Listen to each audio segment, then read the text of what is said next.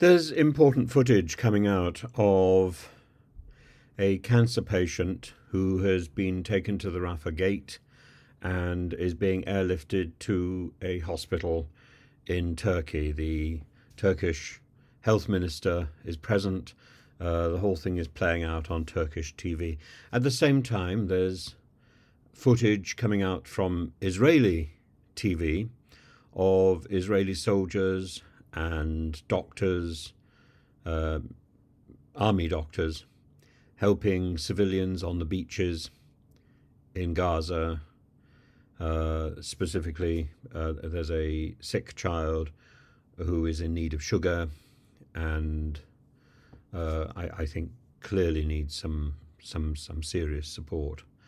And the Israeli soldiers are busy distributing water and making the point that they don't attack civilians. That their gripe is with the Hamas military, with the Hamas guerrillas, not with civilians. But I think it takes more than that. It takes more than these stories. What we need to see from Israel is a demonstration of genuine humanitarian care, opening up their gates to a much larger number of desperately ill people, desperately sick people, the injured, the suffering. And if that means they're taking in refugees, well, that's their job. That's their job. And if they cannot do that, then they are failing in humanity. And I know I'm spinning on a pin here, but I'm afraid I'm so appalled at Rishi Sunak's decision today. I think there just comes a point where you have to say what is morally right and what is morally wrong, and Israel needs to take if Israel is going to command the world stage and world support, it needs to take the moral high ground. The only way to do that is to demonstrate that it has the humanitarian credentials to do so, that it is different to a terrorist organization.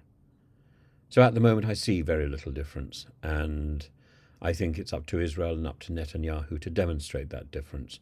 This is one way that I can imagine it being demonstrated. I can't imagine very many other ways at the moment without the cessation of the war, and I don't imagine that's going to happen. And in fact, the more one asks for it, the longer it's going to last. So this is a realistic solution. It's not simply about enabling other countries to pull their weight for the Palestinians. Israel can do that too. There are plenty of Palestinians in Israel who are Israeli citizens, who I'm sure would welcome that move as well. So it is time, and it's time to dissociate the Palestinian civilians caught in Gaza from the Hamas guerrillas who are controlling Gaza.